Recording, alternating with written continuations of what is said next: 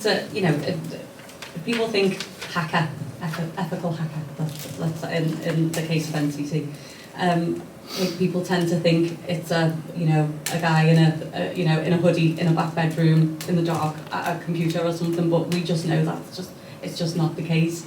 And I guess it's them kind of stereotypes, which are, that lean into introversion, different ways of communicating and that sort of thing, or being quite blunt with communication. It can be quite a stereotype.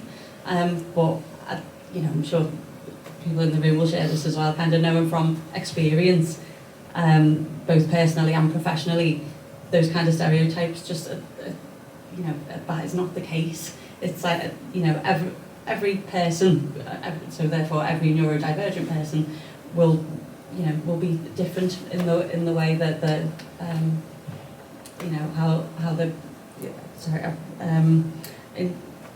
in terms of how they present themselves, it's so I think there's when we talk about the pros and cons to that, it's if you have somebody work-wise, I guess again with that hyper focus that might come with neurodiversity, that for us is if someone is kind of happy working in that way, mindful of their well-being through that as well, and being sure to make sure you take a rest,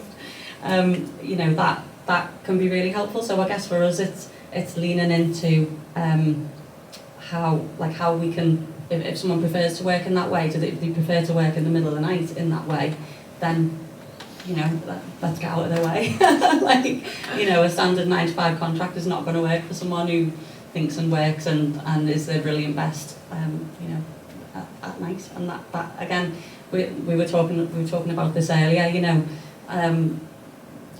The things that we're talking about here, actually, you could apply that really broadly across your whole, all of the colleague population, really. So in terms of how do you like to be communicated with? What hours work best for you? Are you a morning person or a night person? It's it's that kind of thing. You could apply, those sorts of conversations in any situation, really, and it just makes for good management and more engaged people because they're working in a way that works for them. Don't know if I actually answered the question there. I kind of went off on a bit of a tangent, but it's am I missing anything, Mel, from what? No, really, it's just about stereotypes and misconceptions. So yeah, it is. It's so I think it's I think the stereotypes are unhelpful, and actually the things that we find, as I say, work-wise. This is not intended to be like a sales pitch for NCC, by the way. But we are. It's I guess it's those things that are it's how we get out of people's way is a really good way of putting it. So that's my thank you. Okay. I knew this question was coming, so I asked a few friends. I asked our students at school, are we okay if I swear? Is everyone alright with that? Yeah. So one thing we're not, Andy, we're not all effing Rain Man. Right? That's a common misconception. Not everybody with autism is great at tech. I've got a friend and colleague, Professor Amanda Kirby, who just sent me, who was on the spectrum, who gave me a list of facts. I'm going to read some out. So, fact, there's not a set of kit that works for everyone with dyslexia. There's not a set of adjustments that work for everyone with ADHD.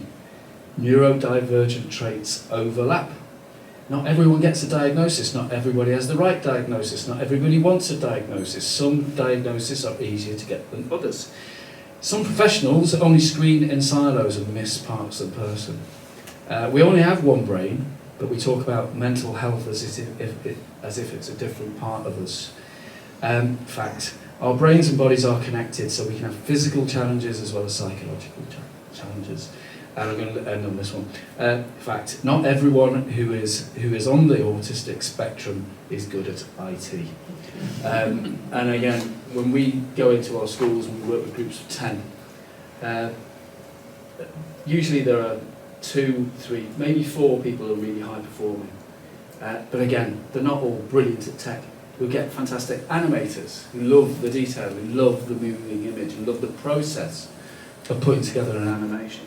We get amazing videographers who are not that asked about actually shooting the film, but will spend hours in the editing room doing post-edit work. We've got amazing graphic designers who will just pluck a brilliantly worked design almost out of thin air and go, "Oh, well, you lot have been messing around with for the last 2 hours. This is what we're going to use," and often that is the one that you're going to use. So there are loads of misconceptions, and again, as a father of an autistic person, I'm constantly discovering those misconceptions and probably tripping up over them as well. So tons and tons. I think misconceptions are being overcome through understanding and education. Hopefully they are, and conversations with neurodivergent people. But it's not easy, and they persist. And we were talking beforehand how they persist very badly in some people who know should know better.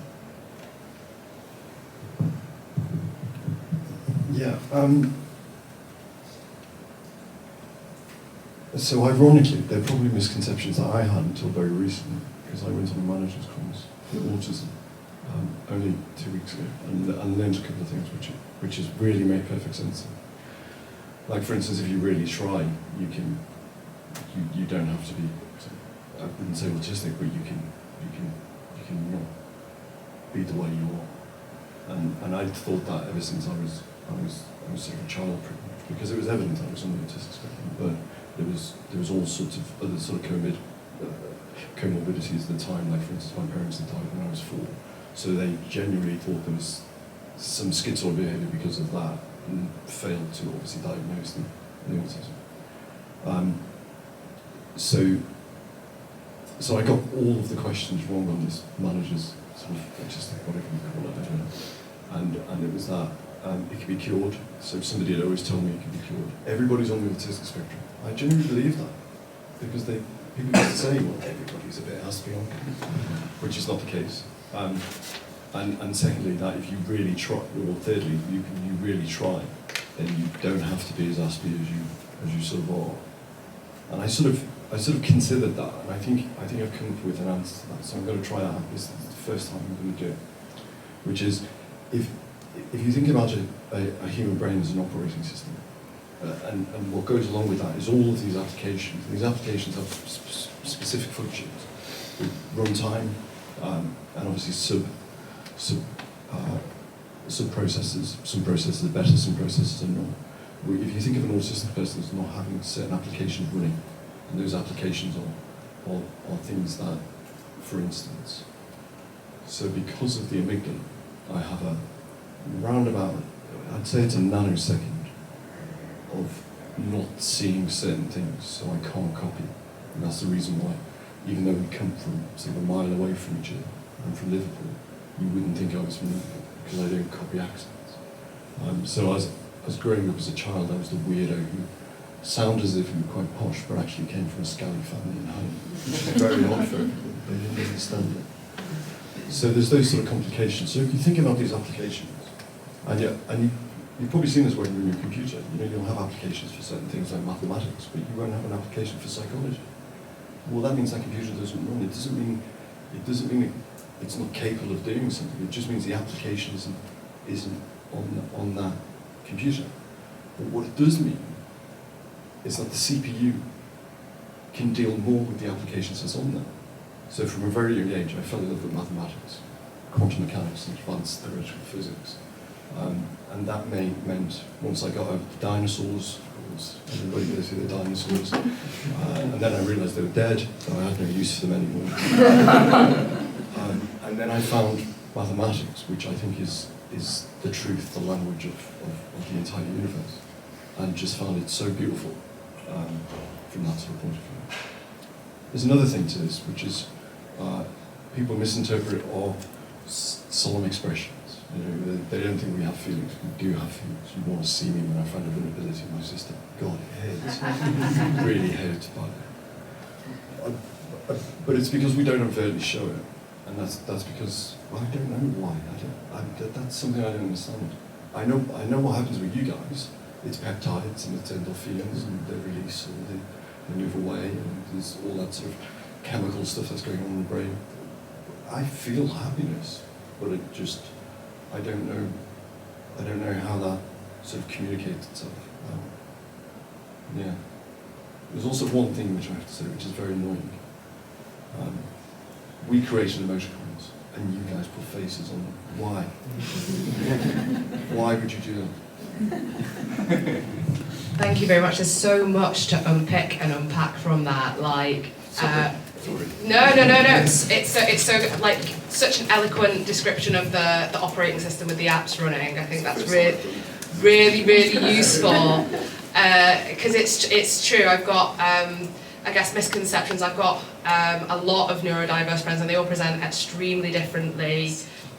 An interesting point, just to pick up on what you were saying before, Jane, about the hyper-focus thing, because there are quite a lot of my neurodiverse friends, autistic friends in particular, in tech, who there are businesses, unfortunately, not too dissimilar to the ones we were talking about before, Andy, who have quite outdated attitudes towards people with differences. But there is, it's a bit of a curveball sort of thought and question. It'd be interesting to see if you guys had any thoughts on it.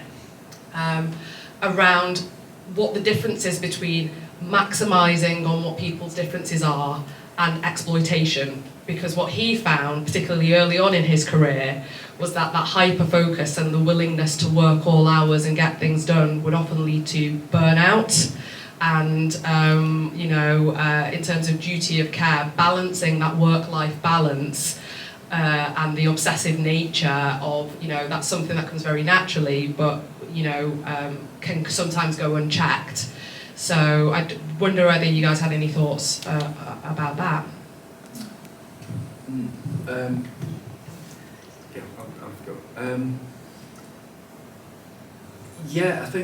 I think employers can take advantage of people on the spectrum. A previous company of mine, our CTO, was undiagnosed but clearly on the spectrum, and he was the CTO for a reason. He was just a genius, and the company that was working with did use him, not only in terms of pushing him out front in terms of cleverly solving clients' problems, but also relying on him too heavily to provide the solutions back in the lab.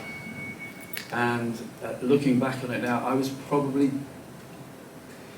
guilty of that, but certainly kind of not as aware now as I am now to what was going on. So he would lock himself in a room and code.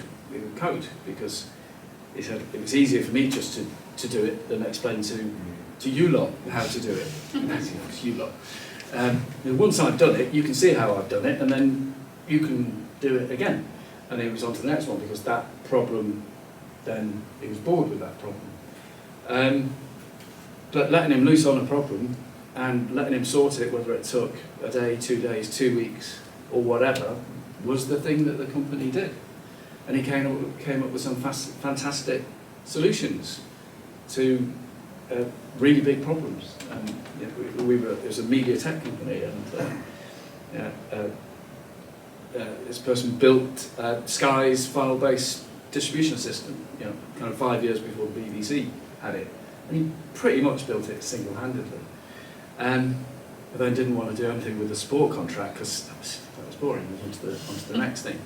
But that company, revolved around his talents. And when he wasn't there, and when he did crash and burn and just disappear for a few days, there was no empathy. There was no,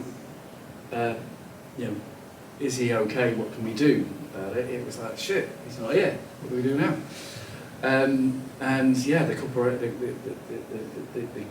The company, the dev team, operated in a very lumpy kind of way, and very little. There were very little accommodation of his needs.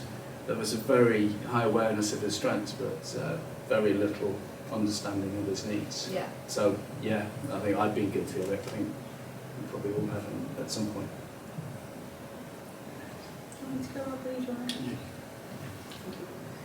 Cheers, Andy. So I guess it's an interesting one because I'm coming at this obviously from a HR perspective.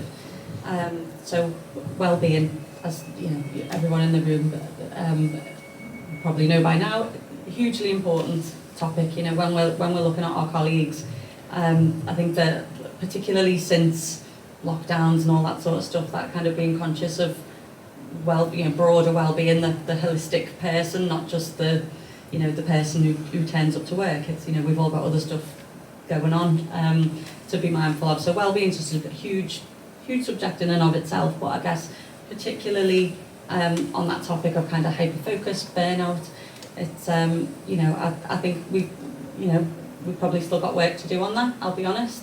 But we kind of recognise that is a thing, and it's a really difficult one because the people who we employ who work in that way, they genuinely like to work in that way. And so if I trace one of my colleagues who is autistic, if I say to her, you're going to burn yourself out. So this is someone who I do quite regular mental health first aider conversations with, for instance. If I say to her, no, it's fine, you don't have to work like this, we can extend the deadline, do you want me to take that away, do you want me to get it sorted? No, that'll make it worse, don't do that. I don't want you to extend the deadline because that creates more anxiety. And so it's kind of we've touched on it already, that kind of, the right solution is individual, it's person by person. So something we did about a year ago was to create this kind of toolkit for managers that was, if somebody in your team is, if you can, here are some signs that they might be suffering from burnout, so let's try and proactively manage that. And here is a suite of things that you might, some levers you can pull depending on the circumstances that might help that person, and let's try and be proactive about it. So I think we've always been very good as a business. When someone hits the wall, we all swoop in and we know what to do to help them get back on their feet. But I think in the last couple of years, the tide has turned to, well, how do we kind of stop that happening in the first place? That's all well and good, but we don't actually want people to get to that point. So we're working with a consultancy at the moment on a much more detailed, proactive burnout strategy now.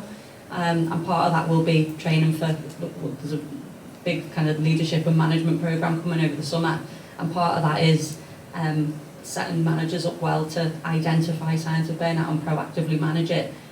But part of that is with a neurodiversity lens as well. So how do you kind of get that balance right of, well-being, but not wanting to get in someone's way, if that's how they like to work and that kind of thing. But then it's, maybe the answer there is more to do with how their work is scheduled and that kind of thing. So it's multifaceted, that, I think, but it's certainly from my perspective, from NCC's perspective, it's trying to manage that much more proactively than I think we and lots of other businesses have previously. Yeah.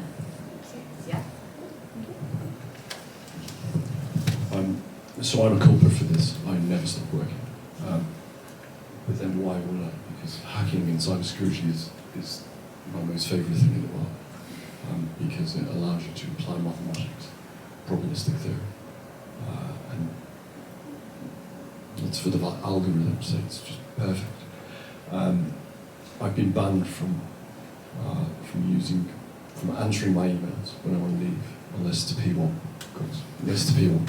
Then I can come in, and I'm sort of through the director of operations says I'm not allowed to log into the environment when I leave. So that's it. But I don't sense that as being the reason why I burn out. I would sense the confusion being the reason why I burn out, which is when I apparently offend somebody or I sound condescending. It's not, they are the things that I really struggle with. Thank you very much.